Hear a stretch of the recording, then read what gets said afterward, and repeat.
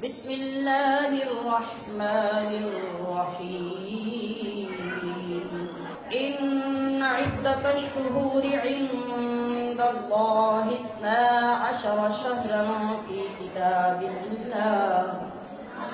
آپ علیہ السلام نے ارشاد فرمایا جو رجب ہے بیج بونے کا مہینہ۔ کیا زمینیں ہیں نا آپ سب کی، ماشاءاللہ آپ کے ہاں تو فصلیں بھی ہوتی ہیں، باغ بھی لگے ہوتے ہیں، ہر طرح کا آپ کو پتہ ہے کہ بیج جب بویا جاتا ہے تو بیج بونے کا موسم کتنا امپورٹنٹ ہوتا ہے۔ اگر وہ گزر جائے، لیٹ ہو جائیں اور آپ گندم کا بیج نہ ڈالیں تو کیا ہوگا؟ سال پورا ضائع، کھانے کے لیے کوئی انتظام نہیں ہوگا، وقت گزر گیا تو کچھ حاصل نہیں ہوا، سال ضائع ہو گیا۔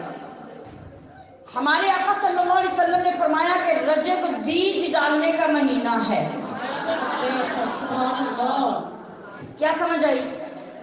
اگر یہ ٹائم گزر گیا تو جو ہم نے فصل لینی ہے اس سال کی وہ نہیں ملے گی۔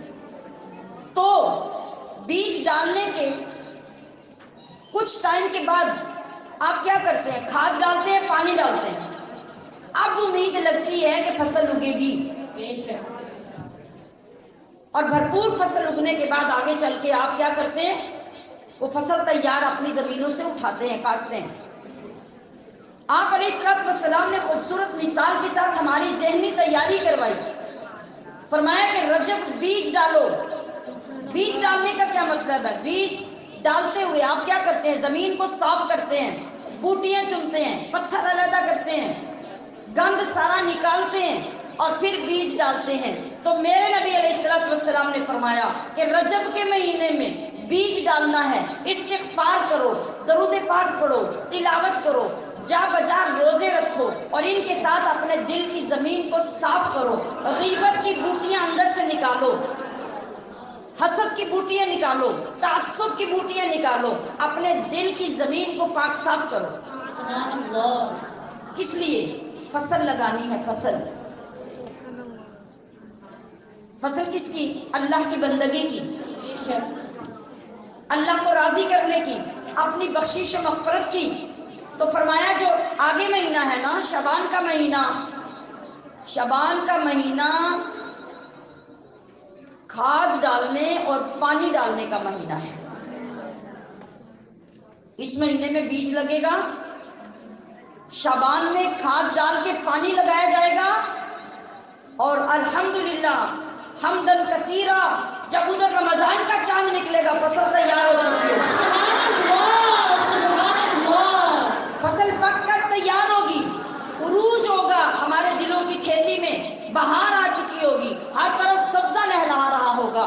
اب کیا ہوگا؟ اس تیاری کے بعد، بیج کے بعد، پانی لگانے کے بعد، کھاد ڈالنے کے بعد ادھر رمضان کا چاند آسمان پہ نظر آئے گا، ادھر ہمارے دلوں میں بہار آ جائے گی، نور آ جائے گا، سرور آ جائے گا، آپ بے قرار ہوں گے۔ ہر روزہ آپ کے اندر نور پیدا کرے گا، ہر روزے کے ساتھ آپ کے اندر سرور پیدا ہوگا، روحانیت بڑھے گی، عبادت کا شوق بڑھے گا، برائی سے نفرت پیدا ہوتی جائے گی۔ یہ ہے طریقہ اللہ کی عبادت کرنے کا، اور یہ ہے طریقہ رمضان کو ویلکم کرنے کا۔ اس لیے اللہ کے نبی نے فرمایا کہ یہ جو رجب ہے اس کی قدر کرو، یہ اتنا فضیلت والا مہینہ ہے۔ یہ تینوں مہینوں کو ہمارے نبی نے ڈیوائیڈ کر کے اپنی امت کو ترغیب دی، فرمایا کہ ایک مہینہ اللہ کا مہینہ ہے، ایک مہینہ میرا مہینہ ہے، اور ایک مہینہ میری امت کا مہینہ ہے۔ اور پھر انتہائی محبت کے ساتھ آپ ہمیشہ جو ہی رجب کا چاند نکلتا آپ کثرت سے یہ دعا پڑھتے، اور صحابہ کو بھی یہ دعا سکھاتے۔ کیا؟ اللہم بارک لنا فی رجب و شعبان و بلغنا رمضان۔ اس کا مطلب کیا ہے؟ اس کا مطلب سنیں کتنا خوبصورت معنی ہے۔ آپ فرماتے تھے کہ اللہ ہمارے لیے اس رجب کے مہینے میں برکتیں پیدا فرما دے، اور شعبان کے مہینے کو بھی ہمارے لیے مبارک فرما دے، اور ان برکتوں اور مبارکوں کے سائے میں بلغنا رمضان، مولا ہمیں رمضان تک پہنچا دے۔ आप भी मिल के पढ़ लीजिए, हो सकता है कई लोगों को याद हो जाए और आपका भी वजीफा बन जाए। क्या? अल्लाहुम्मा, ऊंची आवाज से पढ़े, अल्लाहुम्मा बारिक लना फी रजब, अल्लाहुम्मा बारिक लना फी रजब शाबान। ये तो 2 महीनों के नाम है ना, मैंने अलग अलग कर दिए कि ये भूले ना, पढ़ना आसान हो जाए। फिर देखें, अल्लाहुम्मा बारिक लना फी रजब व शाबान बल्लिगना रमज़ान, बल्लिगना रमज़ान, अल्लाहुम्मा बारिक लना फी रजब व शाबान बल्लिगना रमज़ान। मुझे उम्मीद है कि अल्हम्दुलिल्लाह कई लोगों को याद हो चुकी होगी। ना भी कुछ बीच में से याद रहे तो एक दूसरे से पूछिएगा, कोई हिस्सा एक को याद होगा, कोई दूसरे को, तीसरे को। तो बस आज का एक ये तोहफा भी अपने दामन में समेट लें कि आप भी नमाजों के बाद हाथ उठा के दुआ करेंगे कि मौला रजब की बरकतें दे, ऐ अल्लाह शाबान को हमारे लिए मुबारक फरमा और हमें खुशियों के साथ, रहमतों के साथ रमज़ान तक पहुँचा दे। अल्हम्दुलिल्लाह इस महीने में एक रोज़ा अगर कोई बंदा रखता है तो उलमा ने फरमाया कि उसको 1 साल के रोज़े का सवाब मिलेगा। और जितने ज़्यादा रोज़े आप इसमें रखते जाएंगे, आपकी तौफीक के मुताबिक अल्लाह आपको अजर अता फरमाता है। कोशिश कर लें, तरकीब बना लें, कभी समार को रोज़ा रख लें, जुमेरात को रख लें, आगे बीच में 13, 14, 15 दिन की तारीखें आएंगी, उनमें रोज़ा रख लें। जब जब अल्लाह करीम तौफीक दे उसमें ये ज़रूर रोज़े रखने की कोशिश करें।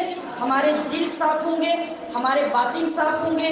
अल्लाह करीम हमें इसकी बरकतों से ज़ाहिर व बातिन को पाक करने की तौफीक देगा। और अल्लाह तबारक व तआला का ये भी फरमान है कि ये जो महीना है, जालतु हाज़ा शहर हबलन बैनी व बैना इबादी, अल्लाह ने फरमाया कि इस महीने को मैंने अपने और अपने बंदों के दरमियान रस्सी बनाया। रस्सी, सुभान अल्लाह। क्या मतलब? देखिए कितनी खूबसूरत मिसाल है। अल्लाह ने कहा कि बैनी व बैना इबादी हबलन, मैंने इसको रस्सी बनाया। एक सिरा अल्लाह के हाथ में और दूसरा सिरा बंदों के हाथ में, दरमियान में रस्सी। तो ये रस्सी हमें किधर पहुंचाएगी? जब रब अपने करम से उस रस्सी को खींचेगा तो अल्लाह का कुर्ब मिल जाएगा। सुभान अल्लाह। तो फरमाया कि जिसने इस रस्सी को मजबूती से थाम लिया उसे मेरा वसल मिल गया, उसे मेरी मार्फत मिल गई, मेरा कुर्ब नसीब हो गया। तो आप देखिए आज जितना भी अल्लाह का शुक्र अदा करें कम है कि उस करीम रब ने हमें कितनी नेमतों से नवाजा। जुमा के दिन इस माह में जितने जुमे आएंगे, हर जुमे को 100 बार अगर सूरत इखलास पढ़ने की आपको तौफीक मिल जाए तो पूरे दिन में बेशक 10-10, 20-20 करके पढ़ें या एक जगह पे बैठ के पढ़ें, 100 मरतबा जुमा के दिन सूरत इखलास पढ़ें तो अल्लाह पाक अपनी रहमत का एक ख़ास नूर 100 बार कुल शरीफ पढ़ने वाले को अता फरमाएगा। और अब आने वाला जो जुमा है, इसकी पहली रात जुमेरात और जुमे की दरमियान वाली रात जो होती है, रजब की पहली जुमेरात, इसको कहते हैं लैलतुर रगाइब। लैलतुर रगाइब को मगरिब और इशा यानी शाम और इशा की नमाज के दरमियान जो टाइम हो उसमें अगर अल्लाह तौफीक दे दे तो 12 रकत, कितनी? 12 रकत नमाज पढ़े, 2-2-2-2 कर नफल पढ़ने, 2-2 की नीयत से पढ़े और हर रकत में 12 मरतबा सूरत इखलास पढ़नी यानी कुल हुवल्लाहु अहद, और 3 मरतबा उससे पहले सूरतुल कदर पढ़नी है।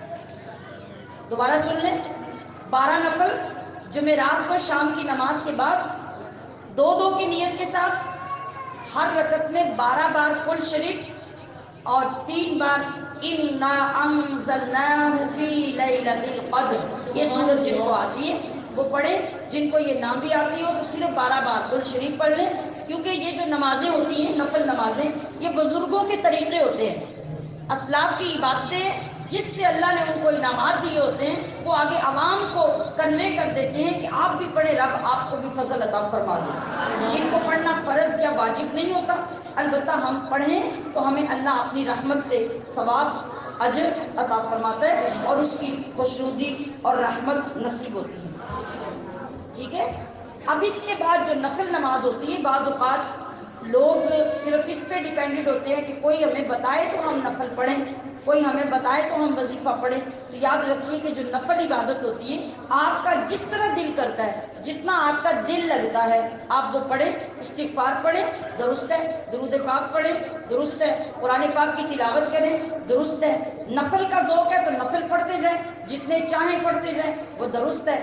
کوئی بھی اچھی نسبت والی، اعلیٰ نسبت والی جو رات یا مہینہ یا دن ہے اس میں حضور کا وسیلہ پیش کر کے جب ہم اللہ کے حضور جھکیں گے، سجدہ ریز ہوں گے تو یقیناً حضور کے صدقے سے ہمارے اوپر رحمتیں نازل ہوں گی۔ کروڑوں بار ہم اس رب کریم کا شکر ادا کرتے ہیں جس نے ہمیں یہ نشست عطا فرمائی اور اس میں اپنا ذکر کرنے کی توفیق عطا فرمائی۔ اللہ رب العزت اس نیکی پر ہماری مدد فرمائے۔ وما علیہ الا البلاغ المبین۔